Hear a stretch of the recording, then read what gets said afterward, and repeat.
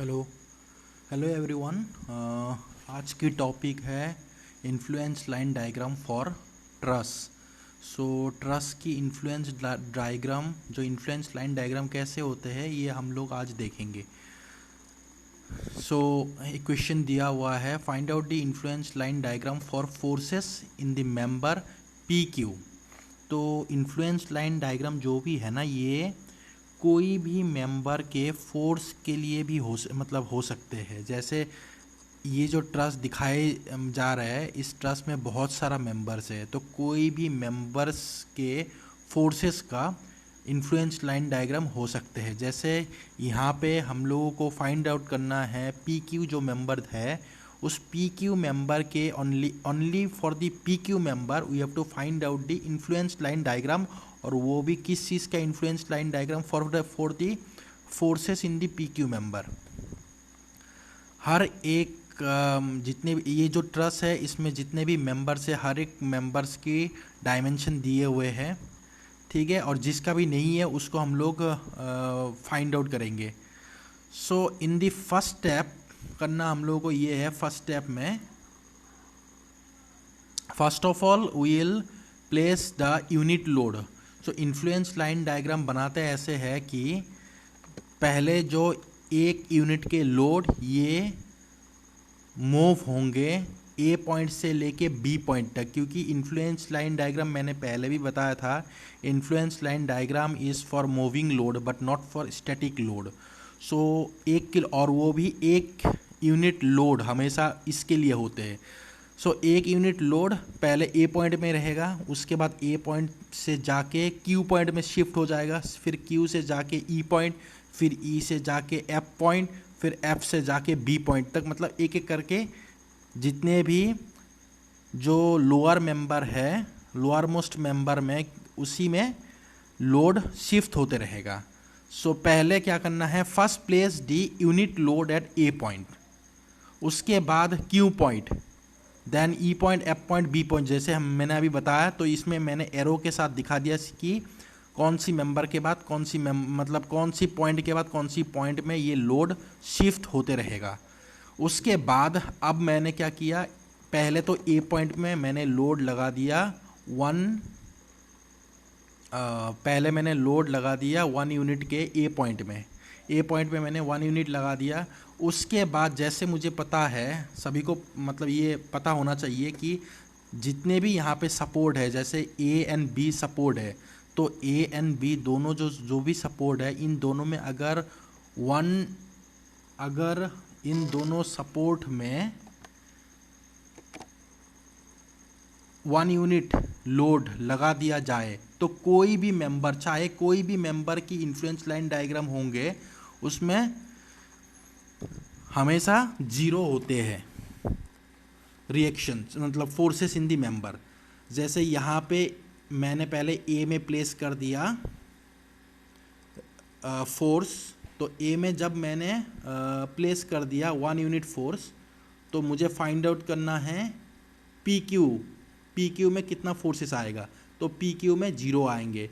Similarly जब मैंने ए point से लेके लास्ट जो पॉइंट है बी पॉइंट, उसमें भी अगर मैं एक यूनिट ही रख दूंगा, फिर से क्यू पी मेंबर में जीरो फोर्सेस ही आएगा।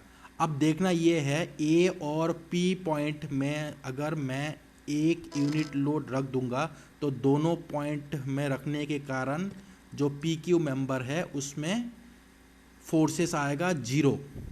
अब मुझे देखना है Q point, E point and F point. So अभी देखेंगे क्यू पॉइंट में रख के, जब मैंने एक यूनिट फोर्स या लोड क्यू पॉइंट में रखेंगे, उसके बाद पी क्यू जो मेंबर है उसमें कितना फोर्सेस आएगा, ये देखना है। So now we will place the load 1 unit at support Q इस पॉइंट में, then we have to find out the forces in member P Q. जैसे इस डायग्राम से मैंने मैं दिखा रहा हूँ, जैसे ये मैंने फाइंड आउट किया bye the help of software. So software से मैंने फाइंड आउट किया, जैसे आप लोग देख पा रहे हैं यहाँ पे मैंने जो A1 दिख रहा है, ये A1 क्या है, 1 यूनिट लोड है। तो 1 यूनिट लोड मतलब ए पॉइंट पे मैंने 1 यूनिट लोड लगा दिए, तो ए पॉइंट पे 1 यूनिट लोड लगाने के कारण जो यहाँ पे BG दिख रहा है उसमें मुझे फाइंड आउट करना था। तो BG में रिएक्शन कितना, मतलब BG में फोर्स कितना आ रहा है, 0 आ रहा है। सिमिलरली जो ये A1 है, ये A1 मैं अगर यहाँ से लेके E पॉइंट में शिफ्ट कर दूंगा इस डायग्राम में, तो उसमें भी फिर BG में रिएक्शन आएगा, BG में फोर्स आएगा 0। उसके बाद मुझे रखना था नेक्स्ट Q पॉइंट में शिफ्ट कर दिया मैंने। A और B के लिए क्लियर है, हर एक मेंबर में फोर्सेस 0 आएगा। अब Q पॉइंट पे मैंने रख दिया। अगर Q पॉइंट पे मैंने 1 यूनिट रख दिया तो मैं अभी दिखाऊंगा by the help of equilibrium equation कि कितना मतलब फोर्सेस आते हैं PQ में by the method of section से। सो पहले क्या करना है, RA plus RB is equal to 1। Moment at B में हम लोग मोमेंट निकालेंगे तो RA एंड RB का वैल्यू आ जाएगा। So moment at B equal to 0।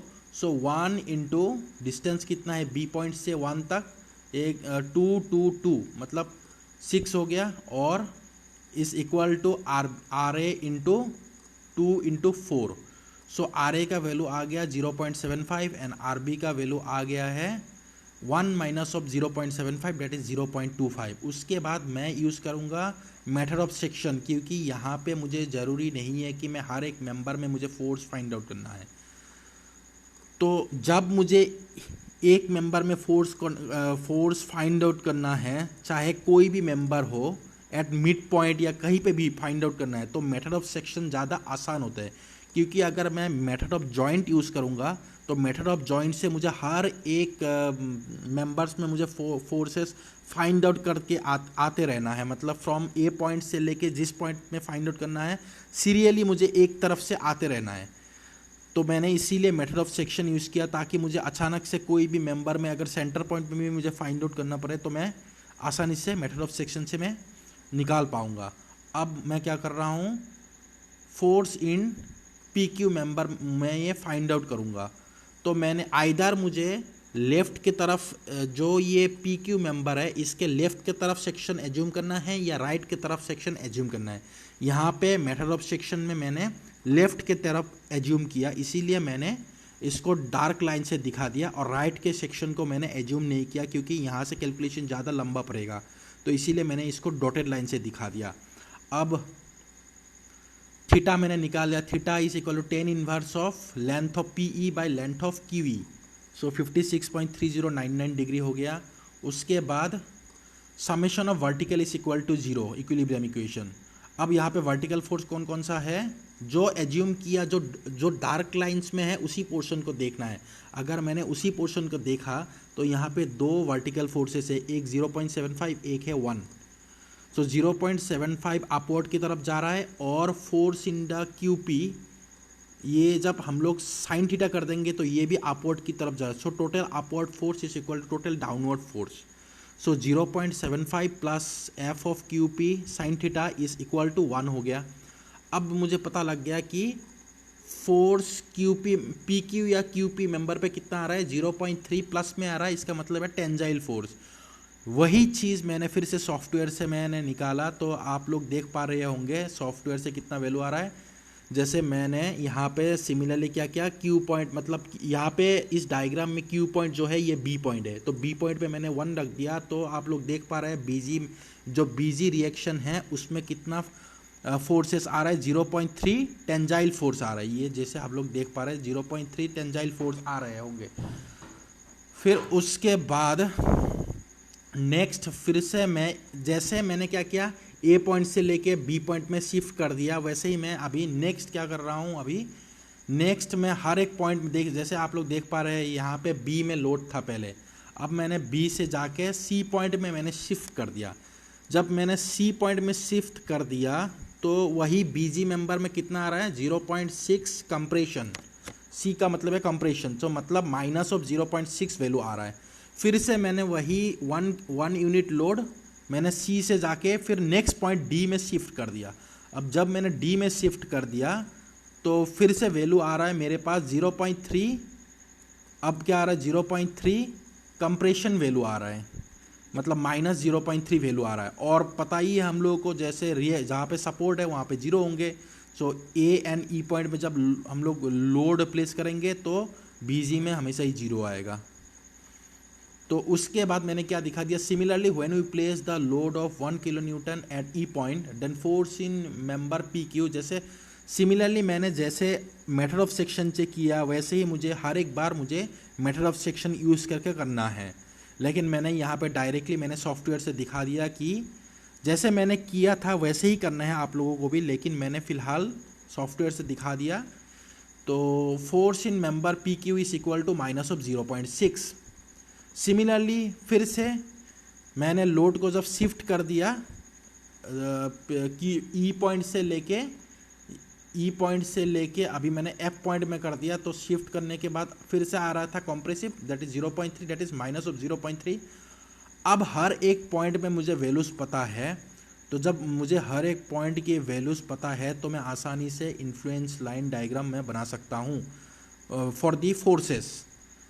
And ये किस चीज़ के लिए है, forces in the member PQ। अभी पहले ए पॉइंट में मुझे पता है ए एंड बी पॉइंट में सपोर्ट्स है, तो सपोर्ट्स होने के कारण ए एंड बी पॉइंट में फोर्सेस होगा 0, for forces in the member PQ 0 होगा। अब मैंने जब 1 यूनिट Q पॉइंट में शिफ्ट कर दिया था तो मेंबर PQ में 0.3 फोर्सेस आया था टेंजाइल। फिर से मैंने जब E पॉइंट में शिफ्ट कर दिया था तो PQ मेंबर में फोर्सेस आया था माइनस ऑफ 0.6, ये मैंने दिखा दिया। फिर से मैंने F पॉइंट में जब शिफ्ट कर दिए थे 1 यूनिट तो फोर्सेस इन मेंबर PQ में माइनस ऑफ 0.3 आया था। तो उसी हिसाब से ऊपर के जो भी वैल्यूज़ है वो प्लस है, नीचे की वैल्यूज़ माइनस है, और मैंने ये इन्फ्लुएंस लाइन डायग्राम दिखा दिया। और influence line diagram for the trusses is always triangular type. तो इसमें ऐसा कुछ है नहीं कि मतलब मुझे पैराबोलिक शेप, ये सब कभी भी पैराबोलिक होंगे नहीं। तो कभी भी ये मत आप लोग सोचिए कि पैराबोलिक बनानी है, इसमें हमेशा ही स्ट्रेट लीनियर बनानी है और वैल्यू के हिसाब से आपको सिर्फ ज्वाइन करना है। जैसे 0 से 0.3, 0.3 से माइनस ऑफ 0.6, मैं हर एक पॉइंट में वैल्यूज़ लिख के मैंने इसको ज्वाइन कर दिया, और ये हो गया आपका influence line diagram for the forces in the member PQ। Okay, thank you.